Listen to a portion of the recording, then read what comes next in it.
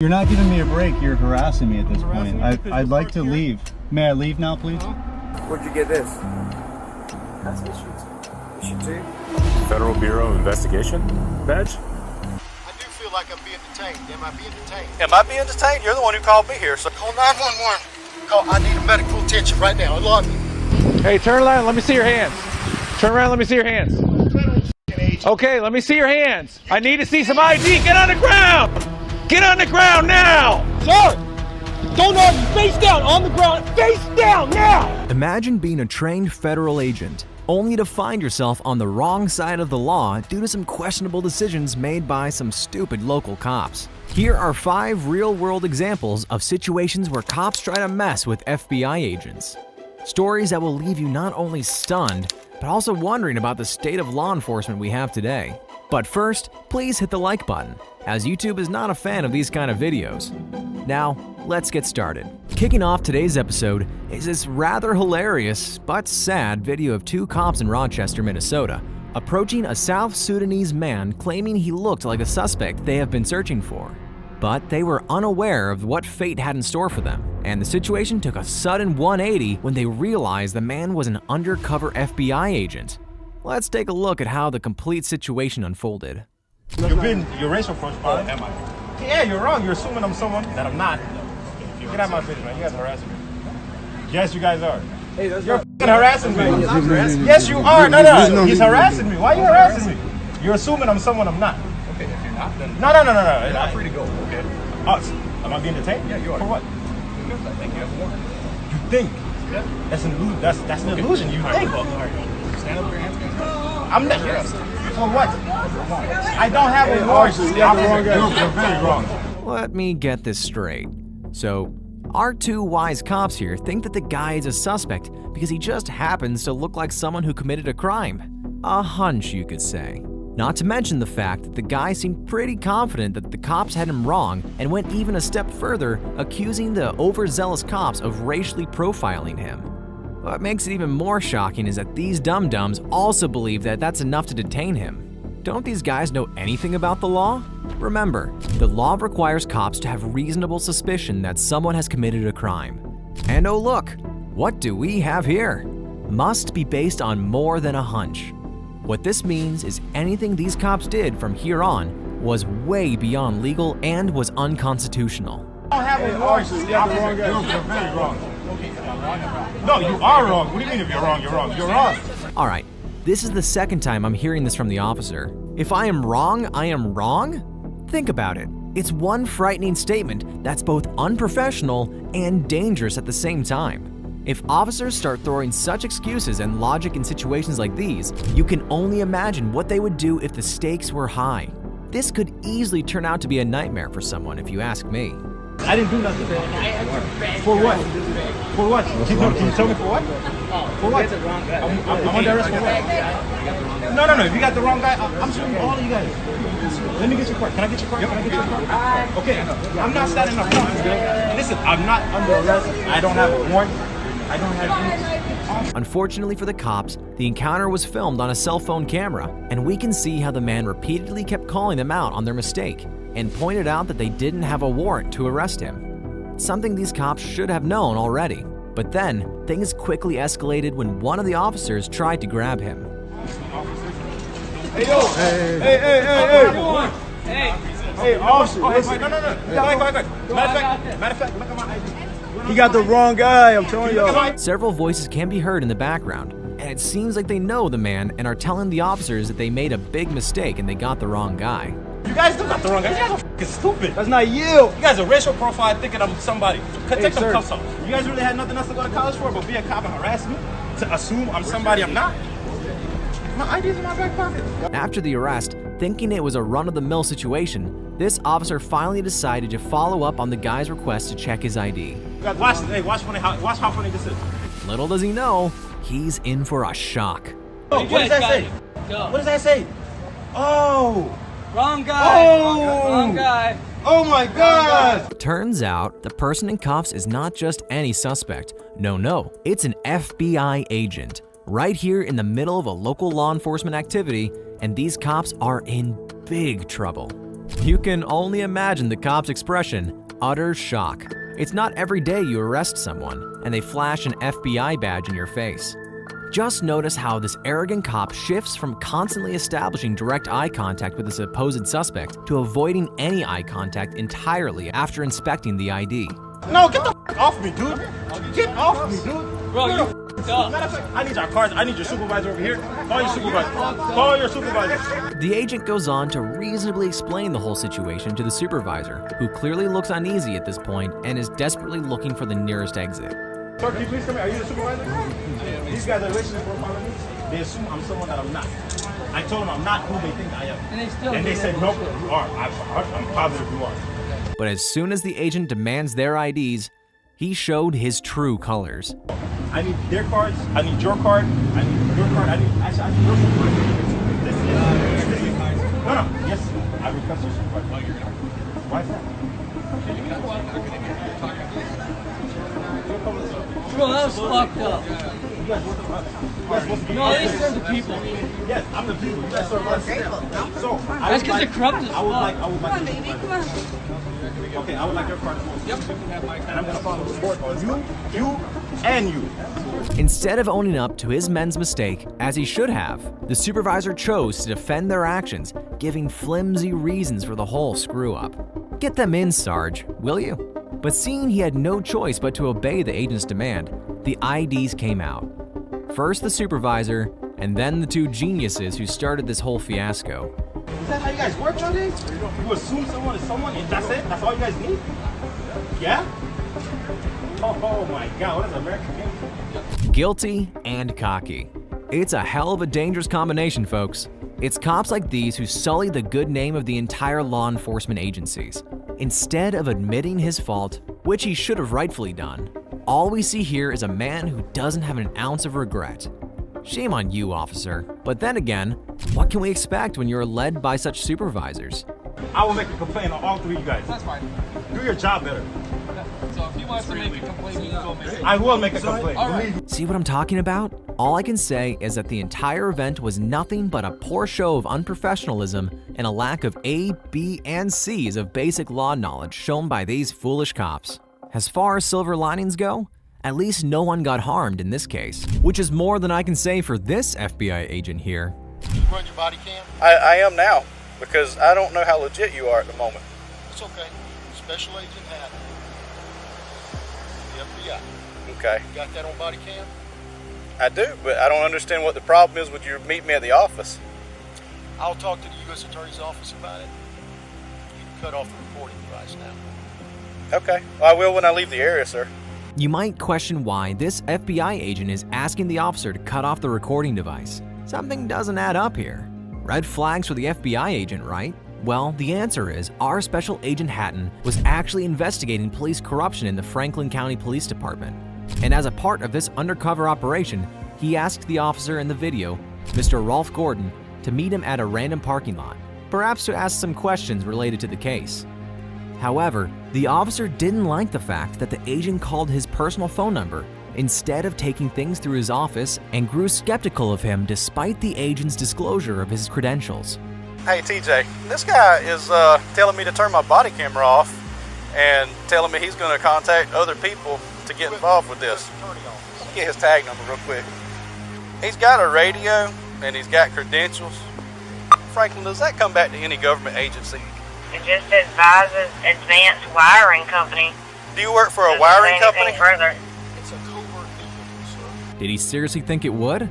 Of course, it's a covert vehicle. What kind of undercover FBI agent would drive in an FBI-registered vehicle?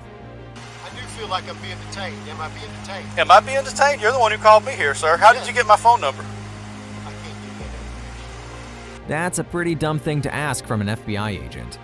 Hey, if an FBI agent is investigating you, rest assured he knows your number, your address, your affairs, your wife's affairs. Hell, he might even know your breakfast, lunch, and dinner patterns, including what types of boxers you like to wear. It's also important to note here that Agent Hatton had valid reasons for seeking such an informal meeting with Deputy Gordon, as revealed later in the interaction when Agent Hatton subtly hints at his potential involvement in a more extensive inquiry into the sheriff's office that goes beyond the scope of the deputy's citation while conversing with his supervisor. You can't call anybody in the PD because the PD is just here backing this guy up. It's Franklin County that's holding him. So you have to call the sheriff to let him know that his deputies have him stopped here and are holding me. He's going to ask why. You're not going to be able to tell him. The plot thickens. Anyway, the officer later goes on to detain him, giving sloppy reasons like, "Oh, I don't trust you being an FBI agent, and you are being uncooperative," when in truth, he was the one who denied checking the agent's registration. Hey, you are detained at this time, sir. Hey, I don't think this guy's legit, man. But you're being very uncooperative with me. You asked me to come up here. You called my personal cell phone number. You can't tell me how you got it. Your vehicle's coming back to a wiring company, not the It's FBI. a covert vehicle. Okay. Would you like to see some registration? You get mad at me because I turned my body camera on. Would you like to see some registration? And you know a lot of stuff about me. Would you like to see the registration, sir? I don't really want anything from you at this point. My supervisor's on the way. Excellent. Uncooperative? Really? First, do your job as an officer. As the dilemma continued, Agent Hatton even showed his license and his badge for the second time to Officer Gordon, but somehow, Gordon remained unconvinced. Eventually, multiple supervisory officers arrived on the scene, but they were even worse than Officer Gordon and decided to arrest him and put him in the back of the patrol car. Not only this, they even decided to not roll down the windows or turn on the AC, and given the hot day in Florida, it was only inevitable that things didn't go well for Agent Hatton. Yes, sir. There, brother. Okay. All right, I'm turning it on right now. Open the door. I can't breathe. Sir, I can't open the door. You're being detained right now. As time passed, the agent started complaining, and in spite of his repeated plea, the cop continued to ignore him. You're burning me up, brother. I had the defroster on. No, you didn't. Brother, I need air. God almighty. All of a sudden, they receive a phone call that should put the entire event to rest. 33, go ahead. He is legit. 10-4. All right, that's what I'm doing right now. Here we go. All the proof you need in the world. However, even after this, the officer chooses to retain the agent inside the patrol vehicle, despite receiving explicit confirmation that he is, indeed, an FBI agent. Instead of promptly following the given instructions to release him, the officers continue conversing about the situation, all the while the agent pleads for his release. It is only after an additional 3 minutes of entirely unnecessary conversation that the agent is finally allowed to exit the vehicle. But sadly, the damage was done. Call 911. I need a medical attention right now. Unlock me. Call 911. Call 911. We're releasing you right no, now, call sir. 911 now. Call 911. I need 33. After a further 10 minutes, the medics finally arrived and the cop explained the whole situation and said that the man complained about shortness of breath and vision loss. Started complaining of shortness of breath, vision loss. In the hours after Hatton was released, FBI agents in brass descended on Apalachicola, meeting with Gordon and the sheriff to find out what happened and why. Both agencies later decided to put the incident in the rearview mirror, followed by Sheriff Smith's promise, and I quote that, "Both our agencies work together a lot better."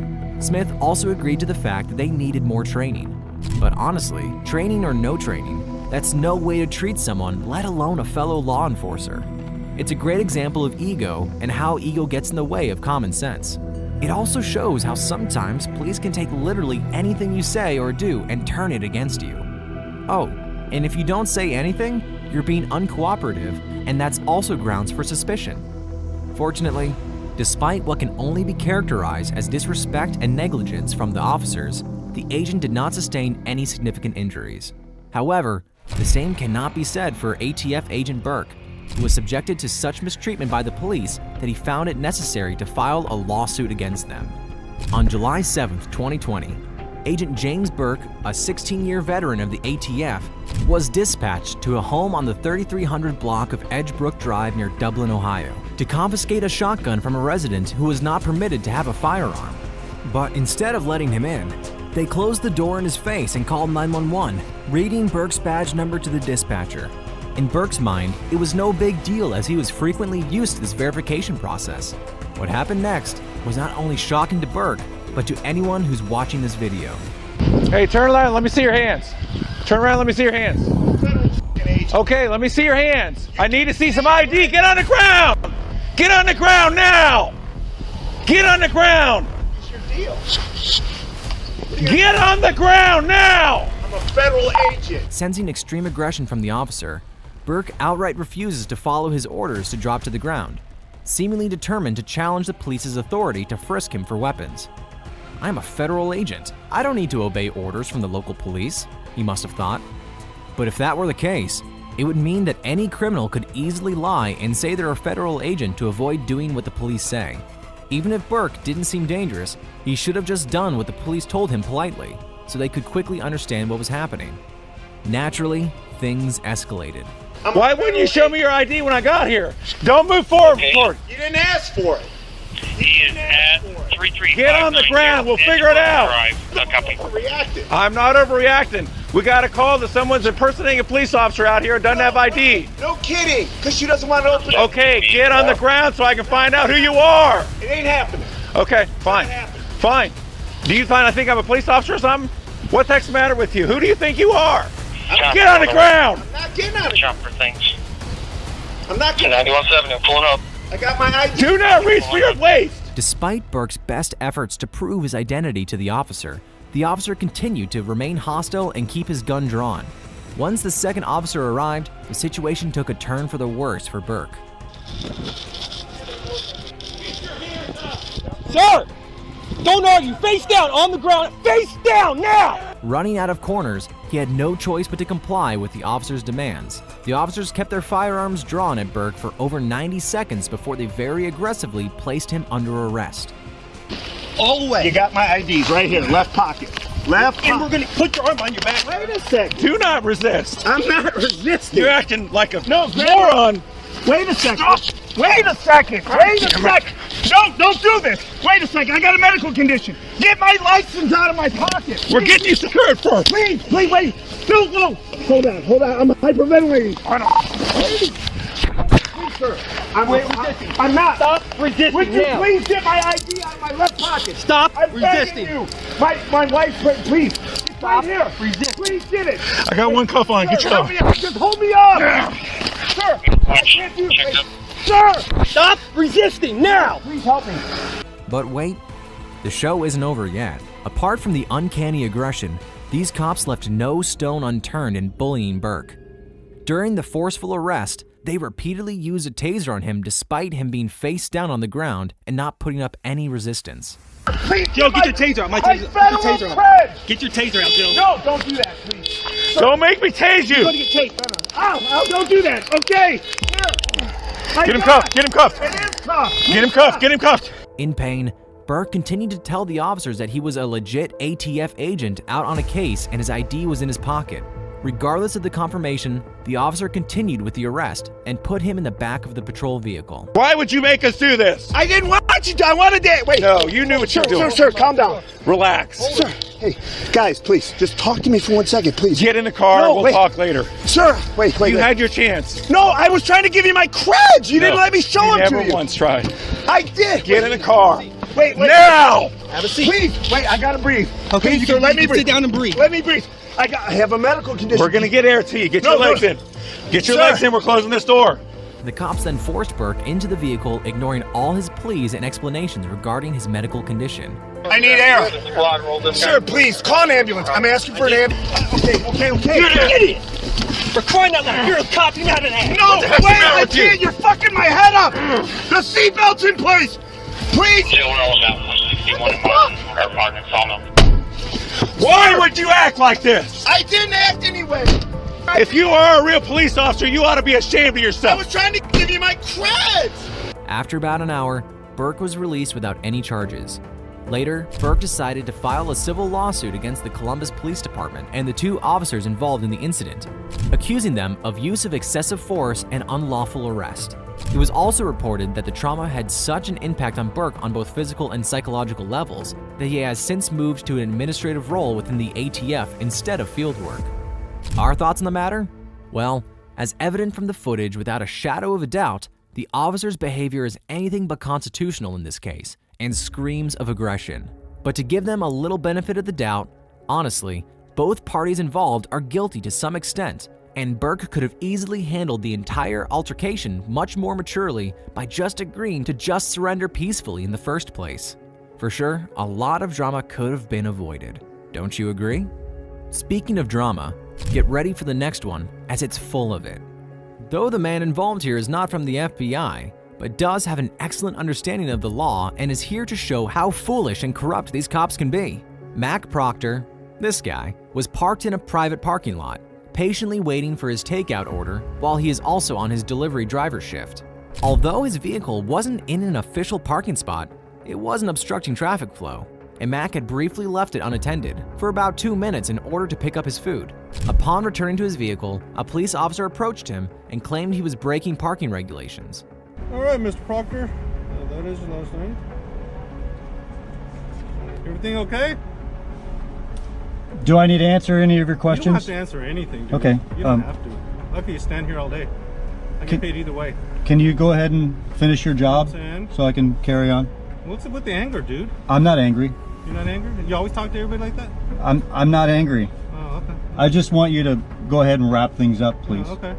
It seems like this officer named Diego Hernandez is getting a kick out of the situation and just simply wants to flex his power. It is true that in most cases involving cops, citizens get intimidated and reel back, giving a psychological upper hand to cops, with this cop thinking they have all the power in the world and are in complete control of the situation. So it's no surprise that Hernandez here was taken aback by Mac's composure and his intelligent know-how of the related law. Mac knows that he has the absolute right to remain silent in response to the officer's inquiries, especially those that have no relevance to any criminal proceedings. All right, well, you know, I'll give you a break on it, but you know what I'm saying? This isn't a parking spot, okay, dude? You're not giving me a break. You're harassing me at this point. I'd like to leave. May I leave now, please? Well, do you understand? Am I being detained? Yes, you are. Okay. All right. So do you understand why I stopped you? Do I need to answer any more of your questions? You don't have to. Okay. Okay. But then again, I could do this all day too. Hernandez sure has a lot of time on his hands if he is willing to do this all day. Hey, Mr. Serve and Protect, don't you have bigger priorities like actually stopping people from committing a crime? Well, this proves that we judged him correctly. He does like to flex his power and bully people. I'd like to leave. May I leave now, please? Mr. Proctor, would you like to leave? Do I need to answer any more of your questions? Hello. No. Didn't he say a while back that he was detaining Mac? Jesus Christ, make up your mind already, officer. I'm not the one that's acting this way, okay? I'm just asking you to do, you know, I'm trying to give you a break here, all right? I prefer you just write me the parking ticket and let me go. Right, okay, oh, okay. Hernandez proceeds to complete the process, but comes back again giving excuses like they have to wait for another guy to come and write the ticket. Having nothing else better to do, the officer tried to have one final crack at Mac. Hopefully I'm not keeping you from anything, am I? I don't like talking. Is everything okay?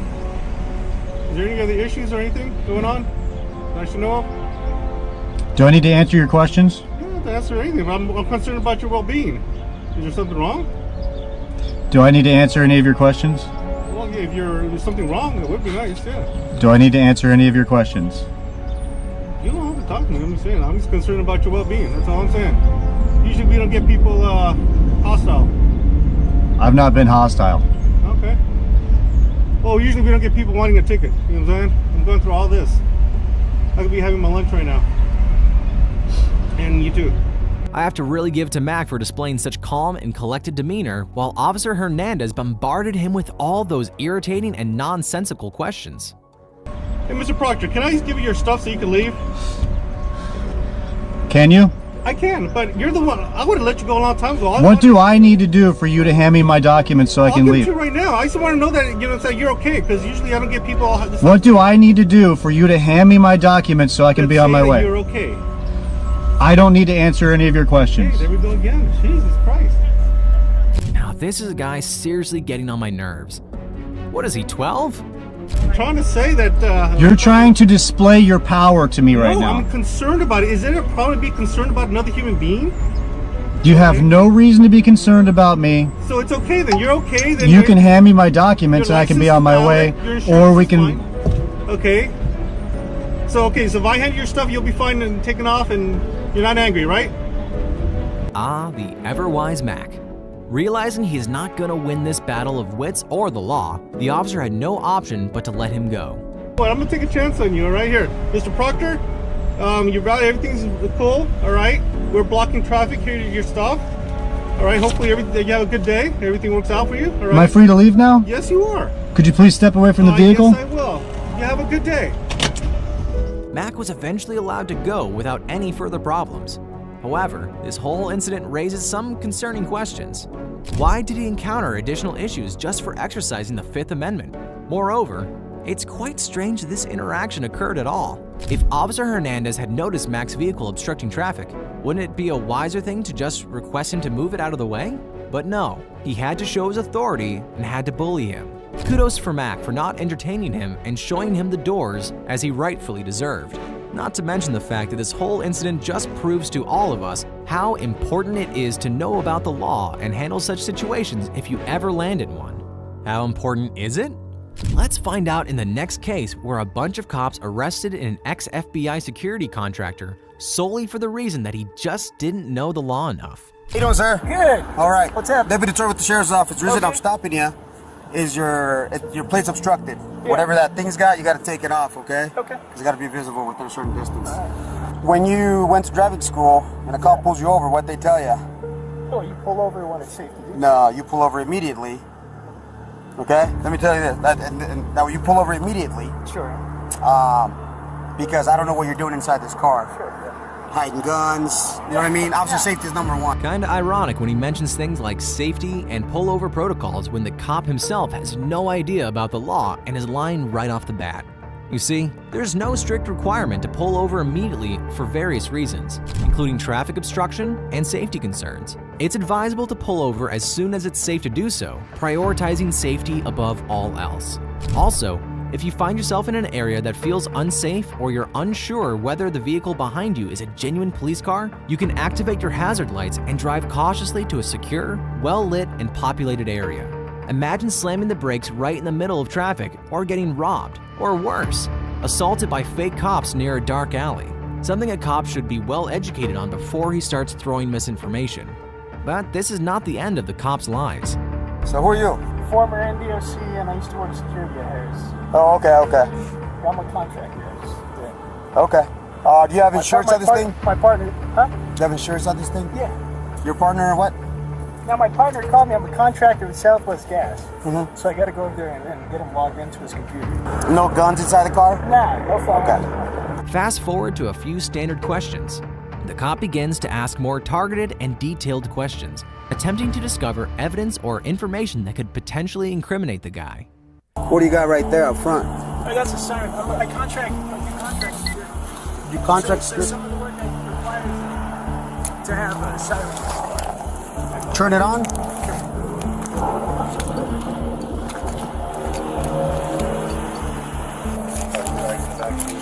Yeah. Why haven't you taken the lights off of there? Yeah, I do contract work, so I have to have lights on this vehicle for some of the work. They shouldn't be that color, though. Yeah, they shouldn't be red and white, brother. Yeah, it depends on who you're contracting with. If you contract with law enforcement agencies, it's different. Which agencies do you contract with? The various ones. DOJ. Name some. DOJ? Sure. So you have a contract?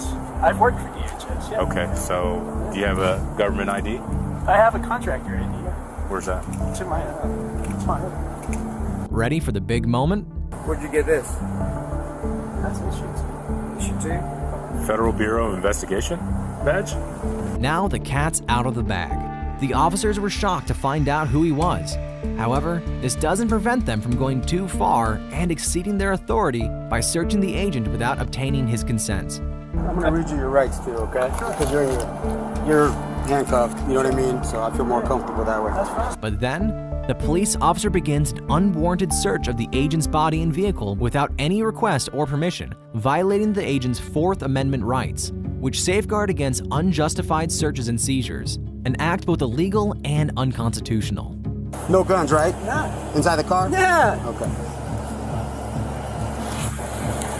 Who, because, like I said, man, too, this is money here. Put that back in, so I'll put it in the bag, okay? So the reason that you're in cuffs, okay?